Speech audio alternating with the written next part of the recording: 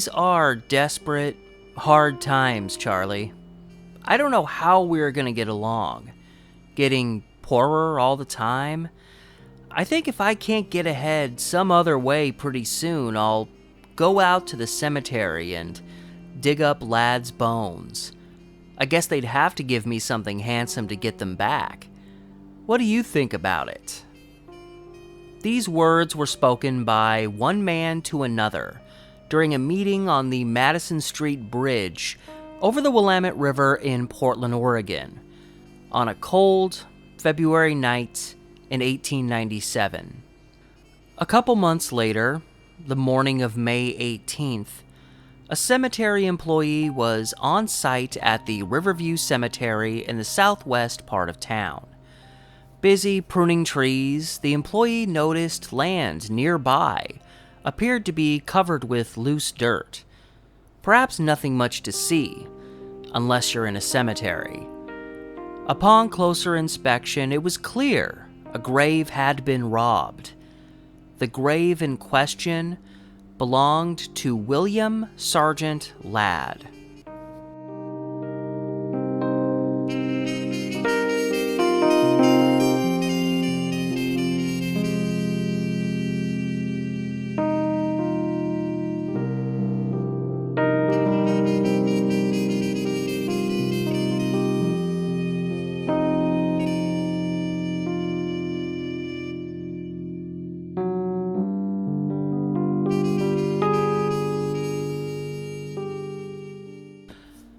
Grave robbing, a pastime with an intriguing history. It's never been extremely common, but it has and does happen. It happened often enough that inventors sought methods to stop it, including through the use of explosives. While a known oddity around the country, it was practically unheard of in Portland, Oregon. Oftentimes, the motivation for such a practice was to provide much-needed cadavers for medical schools. It was accepted crime on both sides. The school got what they needed from often sketchy, desperate individuals who they'd throw a little money at for their efforts. At worst, if caught in the act, one could receive a 2-year sentence in the penitentiary. But an unspoken rule when it came to grave robbing was, make sure you steal someone that's not well known. The more obscure, the more likely one gets a lesser sentence if caught. But in the early morning hours of May 18, 1897, someone decided to rob the grave of William S. Ladd. So, obvious question, who was William S. Ladd? Let's take a look. Born October 10, 1826 in Vermont to a well-to-do family, Ladd's father wanted a life of prosperity for him. College, a job in medicine, but William wanted a life of self-reliance and took work on the railroad. But after a demotion, he went out west to San Francisco to work with his former classmate, Charles Eliot Tilton. But Ladd was still not satisfied, believing there was great potential up north. While Tilton refused to accompany him, Ladd moved up to Portland in 1851, immediately setting up his own store. At 25 years of age and new in town, he had an impact. He joined the young city council in 1853, and in 1854, at the age of 27, he was elected as the city's 5th mayor. Serving into 1855, he would be re-elected as the 8th mayor from 1857 into 1858. In the same year that he left office, his buddy Charles Tilton finally came to town. The two men would establish the Ladd and Tilton Bank, the city of Portland's first bank, in 1859. Ladd played a part in many aspects of 1800s Portland, including direct involvement in establishing and cultivating the city's schools while serving on the school board. He also donated space to establish the city's first library. He would invest in several industries, including iron foundries, the railroad, the telegraph, and flouring mills. Like any prominent citizen, he got involved in real estate, obtaining a great deal of land. And some of this land would become prominent neighborhoods, such as Laurelhurst and the sensibly titled Ladd's Addition. I've talked about that place before. And also, like any prominent 1800s Portlander, he owned a palatial home whose property took up an entire city block. In his case, this was the block surrounded by Jefferson and Columbia Streets and 6th and Broadway. With his health beginning to decline in the 1870s, he would eventually develop paralysis in his legs. To deal with these mobility issues, he had a carriage house built across the street from his house to house horses and the carriage he relied upon to get around in.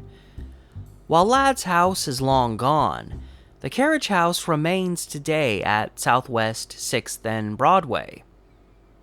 Oh, and he was also a key contributor to the establishment of the Riverview Cemetery, where he was buried after his death in 1893, and where his grave would be robbed just a couple years later. Portland historian Joseph Gaston wrote of William S. Ladd. He ranked with those men whose success is not measured alone in material gain, but also in the respect and honor accorded them by their fellow men. His prominence was never self-sought, but came to him because of his remarkable business ability, his genius for organization, and his aptitude for successful management. Moreover, he fully recognized and met the obligations and responsibilities of wealth, and Portland has no more loyal supporter or ardent advocate than William S. Ladd. The man was arguably the most prominent citizen in the history of the city, considering how many things he had a hand in. He was beloved the whole city over.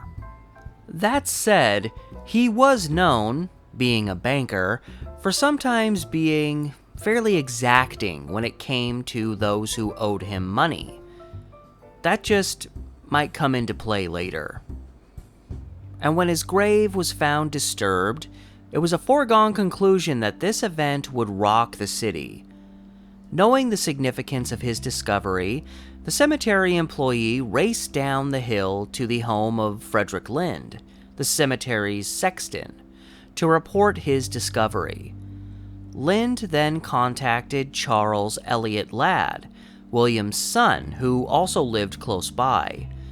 He arrived on the scene with the police quick to follow. Despite having died more than 4 years earlier, William Ladd did not have a headstone, as it was still being completed on the East Coast. Because of this, his gravesite only had a wood headboard upon it with his initials, WSL, etched on it. Beyond the loose soil, it was obvious someone had been there.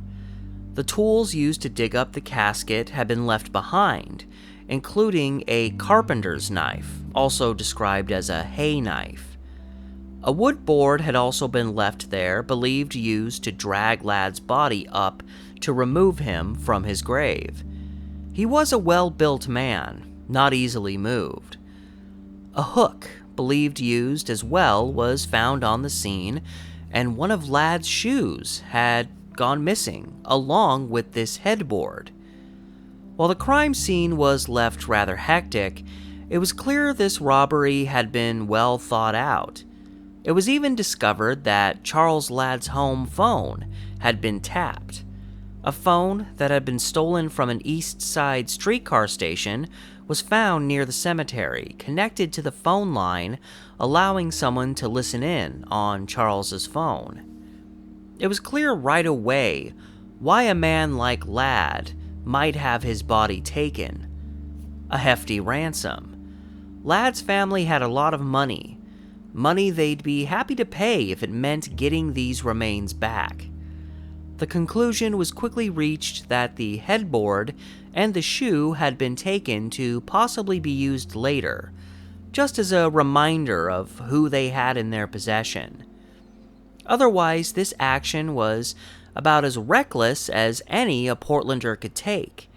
Despite the law, locals felt a couple years in prison for this horrendous crime was hardly enough for these ghouls, as they were called in the local press. Even with the severity of this case, it was remarkably easy to get away with. Happening in the dead of night in a dark cemetery with no night watchman, and the nearest house being a quarter of a mile away, nobody saw anything. However, with those responsible having fled in such haste that they left their tools behind, they also left clear footprints leading away from the scene, making it clear that several men had been involved. These prints were scattered as they were lugging a large man down a steep hill in the dark. These prints led all the way down to the Willamette River, not far away, leading to the conclusion that they loaded up Ladd's body into a boat and then they fled the scene. Having been successful in their endeavor, these ghouls were most likely celebrating. A patrolman in Selwood, right across the river from the cemetery, said he heard some men rowing down the river in the dark of that night, singing happily. If this was in fact those who were involved, they wouldn't be singing for long. Speculation spread fast. There were collections of low-end criminal gangs that were scattered around town and might have seized on an opportunity like this one. It was even theorized that someone may have hired outsiders as, quote, mercenaries to do the dirty work for them. It was also known, again, that William S. Ladd could be exacting when it came to collecting debts, something that had likely created at least a few enemies in his time. But these theories would fall by the wayside with one convenient observation made by investigators. When the knife was found on the scene, it looked to be the work of a particular blacksmith based out of Oswego, the former name of Lake Oswego, located just south of Portland. When this blacksmith was presented this knife, he immediately recognized it as one he made for a man named Daniel Magone. Around this same time, a tip came in from a state senator of all people, George C. Brunel, who had a rather strange encounter with a man named Charles Montgomery.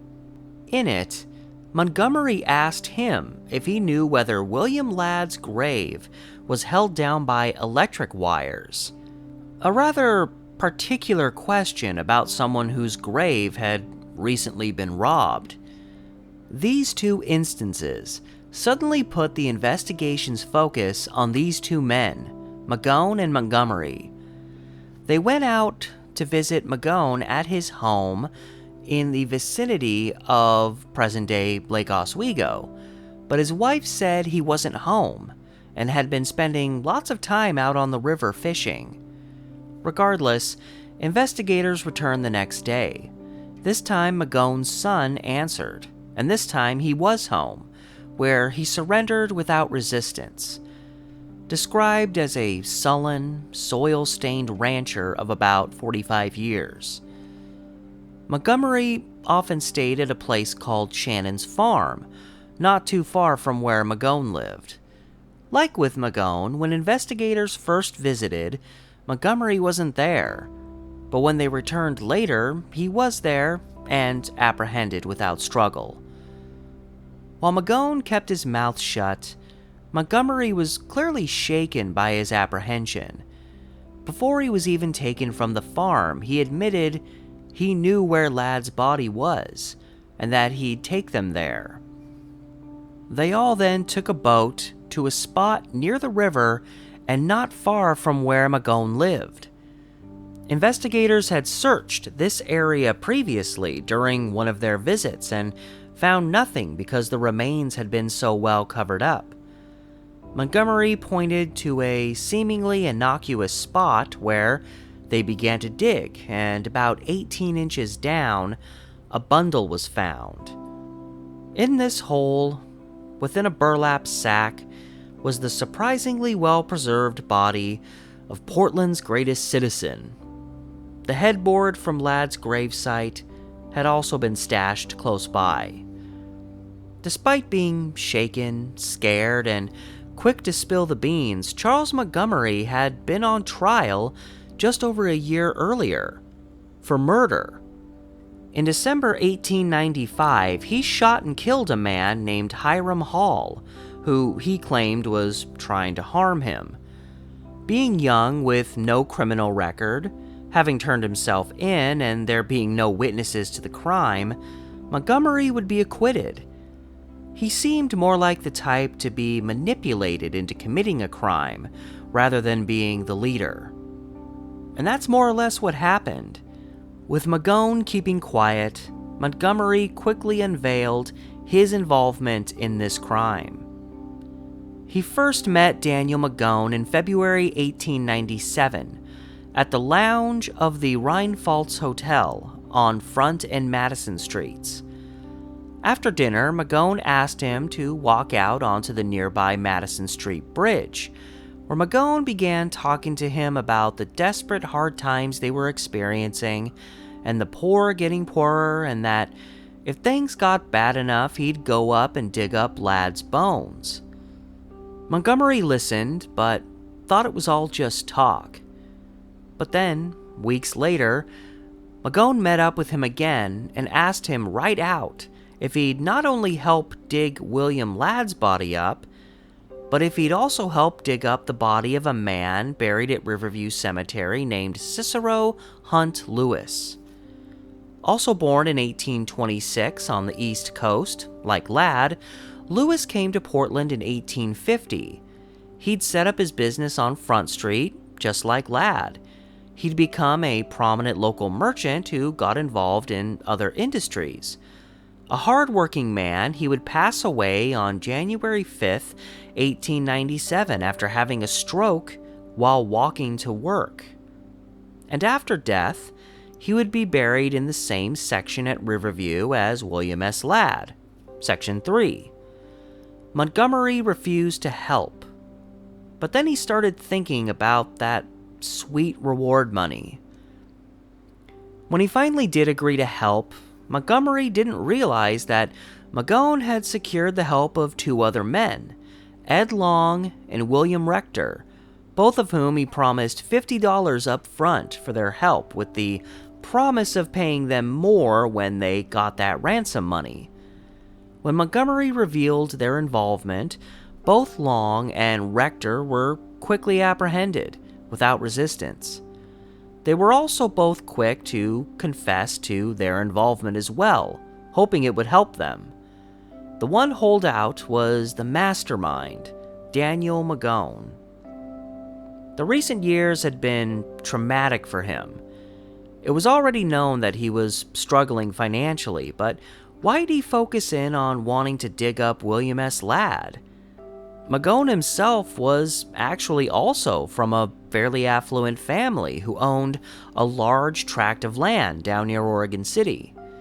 When the Panic of 1893 struck, however, Magone could not afford to pay the mortgage, and he lost the land in a foreclosure, leaving him bitter. The banks had taken away his family land. And we have William S. Ladd, a banker who founded the city's first bank. The loss of his family land would not be the only struggle that Magone faced, however. In 1893, his daughter, Franchette, would drown in the Tualatin River. While one version of the story was that he dove in and tried to save her and then watched her die, another account said that Franchette's art teacher was the one who tried to go in and save her. In the months leading up to the grave robbery, there were accounts of Magone acting in a disconnected and unstable manner.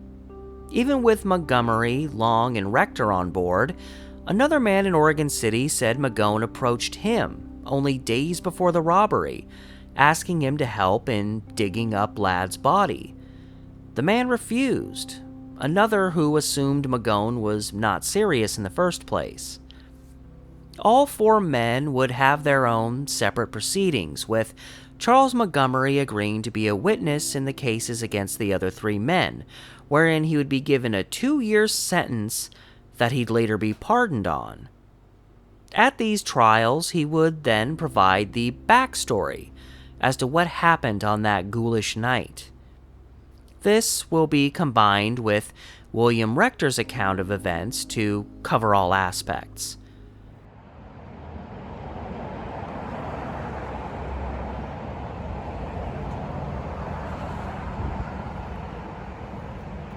Well, down here at the base of the entrance to the cemetery here, got a little bit of history here, a few history plaques out front.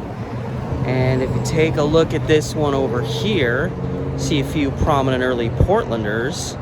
The first one you stumble onto, William S. Ladd. Well, isn't that just convenient for us?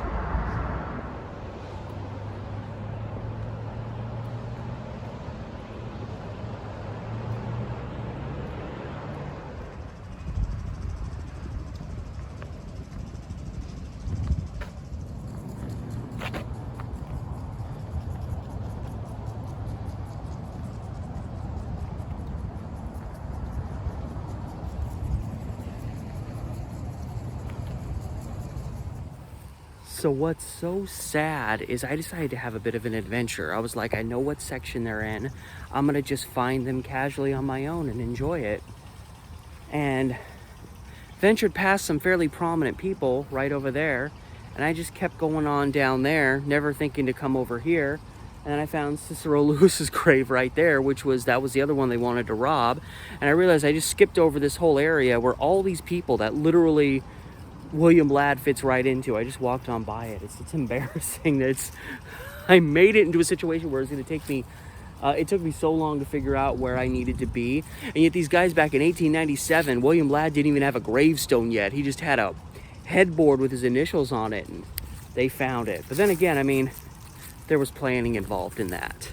Me, I went the opposite direction. I planned it down to a whole section and then decided to get myself lost, wandering around looking like an idiot. And I swear, when all is said and done, I've walked this whole section because I started over here and meandered down there and then meandered my way back on this side. This is the last little corner of section 3 that I'm searching.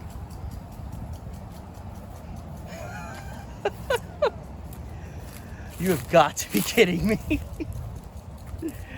Just goes to show, if you decide to have too much fun in your adventures and you leave one detail out, you can end up wasting a lot of time and looking kind of stupid. Found it though.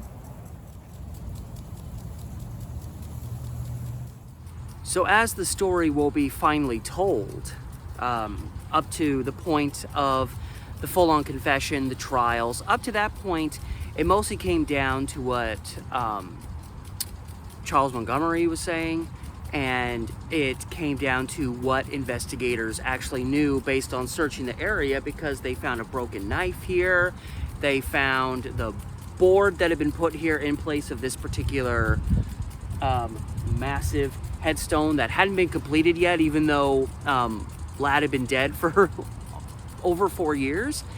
That was missing. One of his shoes was missing, but it started with Dan Magone. Now that's how I'm pronouncing his name. I actually looked it up in numerous places you say, how do you pronounce this? It could have been Magone. I found one that said Magwan, but Magone is the one that I saw the most often. So I'm assuming that's how his name is pronounced, and I actually tried to look it up in advance.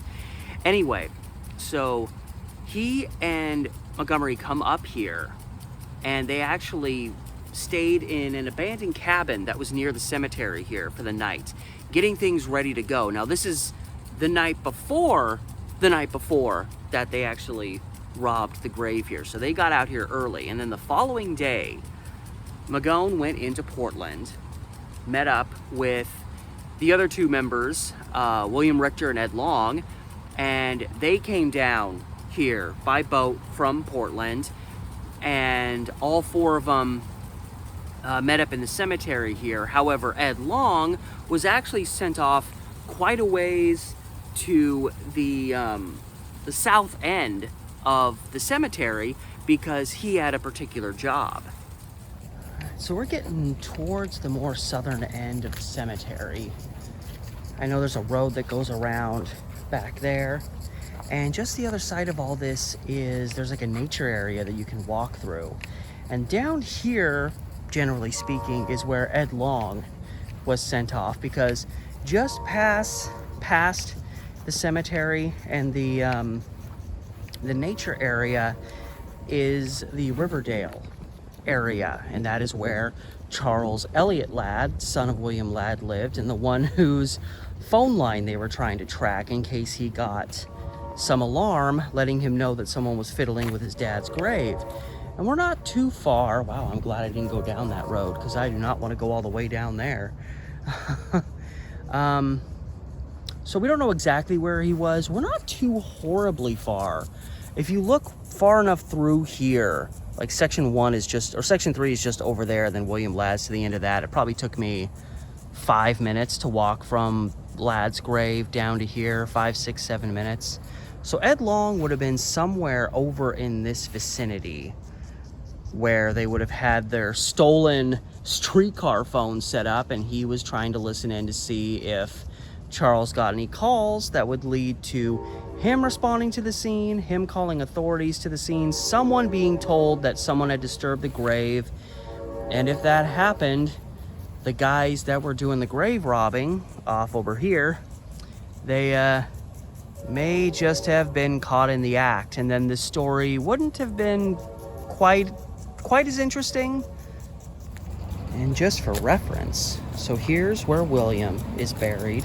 His son, who became directly involved in all of this because he lived close by, was Charles Elliott Ladd, who's buried right here. So he's buried just above his father if you're doing it in a direction way, or just south of his father. So while Ed Long was way off over there doing his surveillance, the other three men are getting prepared to finally do what at least Dan Magone has been planning for a long time. And I'm sure his adrenaline is pumping. He's very excited.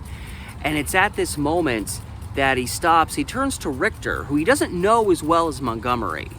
And he knows that Richter is carrying a gun. He pulls his own gun and tells Richter to give his gun to Montgomery.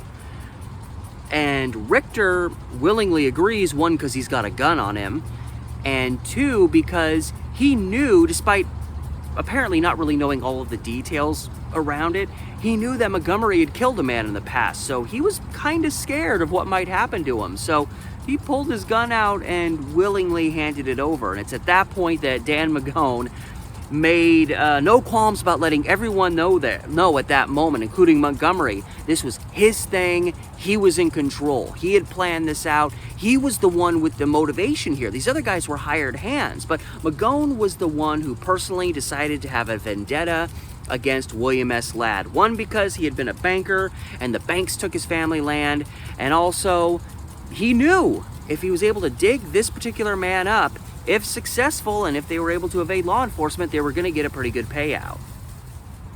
And so Magone, understandably, and it seems like he was a little not totally in his right mind anyway in general on a good day, they gather here, and the first thing that happens is Magone takes out this knife that he left behind, and actually ended up being the thing that primarily did him in, because it was found out who that knife belonged to.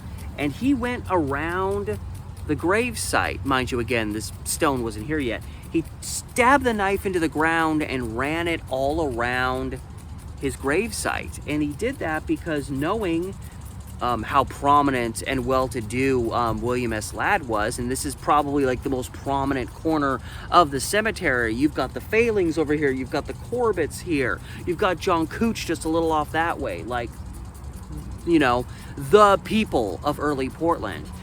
And there was always this concern that they maybe had some alarm in here. William S. Ladd, you know, would have the money and the wherewithal and the connections to do that. And so it was thought if there was maybe a wire under here that set off some kind of alarm, he could stick his knife in there and cut it, and then that would cease to be an issue. So the only real thing they had to monitor in terms of any kind of issue, somebody finding out what they were doing, is, well, one, if somebody showed up while they were doing this, but also Ed Long monitoring to make sure no calls or anything came through to Charles Ladd, who lived, again, just right down there. He lived in the Riverdale area, which is just past the cemetery, and then there's the Riverview nature area as well. And so they start digging and digging and digging, and it's really tense. Magone keeps every little sound he hears. He pulls his gun and he starts looking around. He's making sure no one's there. It's, you know, dark. It's completely dark. There's no lights around. Who knows what kind of critters are scurrying through the bushes. Every little sound makes him freak, and then it's like, okay, we're good, keep going. And so it's this very tense situation, and they managed to dig down far enough. They used Richter and Montgomery. They used the tips of their shovels to crack the ends of the casket to break the door on top and remove that. And Magone helped in that as well by using his knife to jab at one of the corners too. And so they were able to remove the top of the casket and ultimately wrap Ladd in a blanket. But in order to remove this, very heavy man who was well preserved out of this grave that was a ways underground, they had a board with them that they slid down in.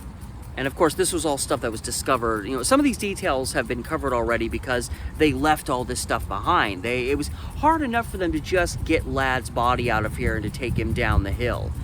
So they slid the board in, wrapped a rope around Ladd's body with a hook, and then pulled him up the board and onto land, where they wrapped him up in a blanket so that he would be all, closed up, and then they could carry him off down the hill here. And the plan was, again, to also rob the grave of Cicero Hunt Lewis, who was a prominent early merchant in Portland. Another well-regarded figure, and thus he's buried in this area. In fact, he's buried right off here behind me, right around the corner. He's, I don't know, not even 100 feet right up the hill here. And it's interesting. I wonder what made them specifically target Cicero Hunt Lewis, whose grave is a ways up over there. I don't know, maybe they thought his grave would be more accessible, because you've literally got Henry Failing like 30 feet over here. Or sorry, you've got Henry Corbett just like 50 feet over here. And then you've got Henry Failing. You've got the whole Failing family just to the other side of that. I would think robbing Henry Corbett's grave, for example, because he's literally right over here, would probably get them a much larger reward than Cicero Lewis. Not to, knock him, but it's just interesting to me. And that was never really explained. It made full sense. It was explained why they went after William Ladd's body, and obviously they were successful in doing that. But why exactly they chose Cicero Lewis over others that were closer in the area, maybe that's something to do with how individuals were buried. I really don't know. That was never explained. But once they got Ladd's body, they started taking them off in this direction, because that is where you start going downhill to ultimately get down to the Willamette River, where their boat was, and kind of in the general area where the Selwood Bridge crosses the river today. And just for reference here, here's where William Ladd is buried. That cross grave right there, the grave with the cross right there, that's where Cicero Lewis is buried. So you can see how far he was from right here. Not too far, but still there were people of greater prominence than Mr. Lewis in this area. So, and with his body secured, they would have taken him off down this way, presumably in this direction. That'd be the most straightforward way they could go, but it would have been a lot of stumbling and fumbling their way down the hill, but they would have gone off in this direction. So obviously we can't walk in the exact footsteps that these men walked in, but we know that this road rounds about, it works its way up there a good ways, and that is where the graves are. That's where William S. Ladd was buried. So somewhere through here, or even wrapped around down there, they would have had to drag William Ladd's body. He was about 300 pounds, and it was said he was still that heavy because he was a built man, but also he was very well preserved. And so there's 4 men, but still carrying a man of that weight down through here. This had to be pretty chaotic, and then down to the river where their boat was located. Like, I look at it through here, and I'm like, there isn't at least one instance where these guys didn't, like, lose their footing and just fall over and start tumbling a little bit. There had to be at least one, like, Keystone Cop kind of moment of them trying to carry someone wrapped up in a blanket, just stumbling them down through here.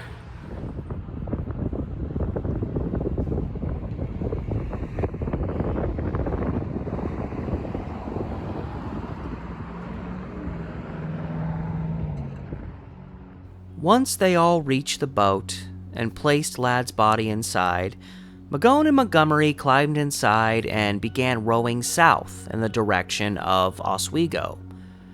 Rector and Long left the scene on foot, going their separate ways, also reportedly traveling south down the road in the direction of Oswego. These men would all receive 2 charges: the expected charge of robbing a grave, or illegal disinterment of a body, as it was called, and a charge for destruction of a casket.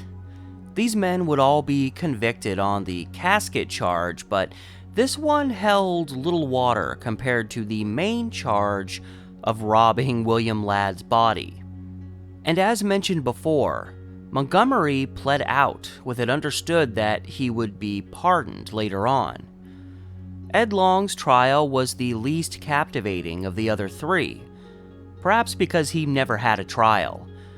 While planning to go to trial, shortly before then, he suddenly decided to just plead guilty. Perhaps he knew fighting the charge was futile and wanted to get his sentence started as soon as possible. He also hoped to get leniency, as he made the argument that he did not know who was being dug up, and he had also been deceived into believing this work was being done to provide a cadaver for a medical school. He also was the one member of the group that could make the argument that, at best, he was an accomplice, as he did not take part in the actual robbing of the grave. But as everyone else in this case would later realize, nobody was getting off easy. Long got the max sentence, 2 years. He would be pardoned a little early, being released on April 24, 1899. The most sympathy fell on William Rector, who had been forced to help regardless, as he was being held at gunpoint. He also said he was told this work was to obtain a cadaver for a medical school. The fact that he had a wife and kids also drew him some sympathy, but not so much from the judge. Even when he was found guilty, the jury recommended leniency in his case. To this, the presiding judge, Judge Stevens, had harsh words for the young rector. The judge's attitude was, even with a gun on him, his actions were not justified. Somehow I wonder if he would have held such a stance had a forgotten man been dug up in this case. Judge Stevens even criticized the idea of Rector doing it for money to provide for his family, claiming that no family would accept money through such means. He disregarded the jury's recommendation, even stating he would have doubled the sentence if he could. It's a little bit astonishing that the judge never went remotely this hard on Daniel Magone, the one that made this venture possible. Rector got his 2 years, but despite the judge's stern words, Rector would be the first one released from prison out of this bunch, being pardoned on September 16, 1898. Of course, the ringleader was saved for the end. And from the get-go, Daniel Magone was going to play the insanity card. Several witnesses would come forward to defend the notion that this was not a mentally stable man. The inmates in the jail where he was kept said he acted strange and would speak irrationally. The argument was made that he had been driven to this mental state through recent tragedies he'd experienced, namely the loss of his daughter and the loss of his family land. And while it went unmentioned in the local press, another son of his, Rexford, had died in 1896 at the age of 2. And little did he know in 1897 that while he would sit in prison in 1898, his youngest child, Maxwell, would also pass away. It was said that Magone would sleep outside often, while overall he did not sleep well, sometimes staying awake for days. More than one of his brothers would state that he complained of his head issues. He would ramble off get-rich-quick schemes, perhaps in a desperate effort to gain the money needed to buy his family land back. One of these schemes included building a railroad line to the top of Mount Hood, where a hotel would be built. And even the robbing of William Ladd's grave was, in its own way, an effort at getting rich quick, had a ransom ever been paid. His defense also had doctors examine him, who drew the expected conclusion that he was mentally unstable and unfit to stand trial. But a Dr. Josephi, formerly of the Oregon Insane Asylum, said he believed Magone to be sane, but to be a man of weak emotional nature. He also felt that Magone was overdoing his mental illness, a potential sign that one's mental health problems were not entirely genuine. While Magone clearly had his issues, the detailed preparations down to tapping Charles Ladd's phone line, some pretty forward thinking for the 1890s, showed he knew full well what he was doing. And the fact that he targeted a man who was a banker, as opposed to the several other prominent early Portlanders who were buried at Riverview Cemetery, wasn't lost on the jury. The insanity plea did not work, and, like the rest, Magone was found guilty and given a 2-year sentence. But unlike the rest, Magone actually got another shot. His case was taken to the Supreme Court, who ruled in November of 1897 that he should be given a new trial. It didn't mean much. In September 1898, he would be found guilty again, and his 2-year sentence was affirmed, even though by this point he'd already served over a year. He would appeal again, but this second time around, the Supreme Court affirmed his sentence. He finished serving his time and afterward would move to Montana, where he would pass away in 1914. And the funny, or sad, thing is that in the end, the person who got the most screwed over in all of this was Charles Montgomery. Despite cooperating and having his sentence pardoned, he was kept in jail for more than a year so that he would remain an available witness as Magone's appeals were going on. So he was still being locked away because apparently he couldn't serve in this capacity outside of a jail cell. Frustrated, as I think anyone would be, he refused to testify at Magone's second trial. And the punishment for this was that his 2-year prison sentence was reinstated. And this did not include the time he had been held since he was not being held as a prisoner. So altogether, he was set to be stuck behind bars for over 3 years. Fortunately for him, just over a year after Magone's second trial, on October 3, 1899, he would be given a full pardon. He would still end up locked away longer than both Ed Long and William Rector, which was unfortunate for him, but If you look at the level of direct involvement by all these men, it actually makes sense. In the end, the most significant figures in this story were Daniel Magone and Charles Montgomery. And as far as William S. Ladd was concerned, his massive headstone would eventually be completed and placed over his grave. And as far as his resting place itself, when he was placed into a new casket and lowered down, concrete was then poured over it. The Ladd family wasn't taking any chances. This was one movie they did not want to see again. And so you can really argue that the full, complete end to this story was Dan Magone's death, which happened in Montana in 1914. A little while after he got out of prison, he settled in Montana and passed away in 1914. And I am now to the far, kind of southwest portion of the Riverview Cemetery, and I'm kind of continuing off in that direction, but for a specific reason. For as we walk to the edge of Riverview Cemetery and continue off where the grass isn't quite so green, we are actually entering another cemetery altogether that's just attached to it towards the southwest end. And here we are to the far kind of southwest corner of Greenwood Hills Cemetery, attached to Riverview. And why am I over here? Well, because this spot right here happens to be the final resting place of Daniel D. Magone, the one and only.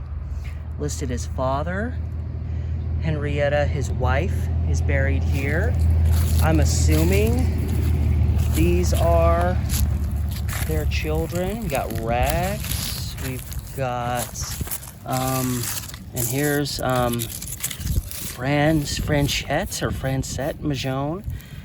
Born 1886, died 1893. That is the daughter that he lost due to drowning, that they tried to use as part of his insanity defense. Not that that wouldn't realistically drive a father absolutely out of their mind, but that's what they were trying to use it for. So we have their children here, and I want to say they had more children than that. I see only like 4 graves. They definitely had more children than that. Some of them may be harder to find, but at the front of it all, you have the final resting place of Dan Magone. Right over the ridge and just slightly downhill from the very spot where one day, one charming May early morning in 1897, he decided to carry out a wild plan to abduct a man named William S. Ladd.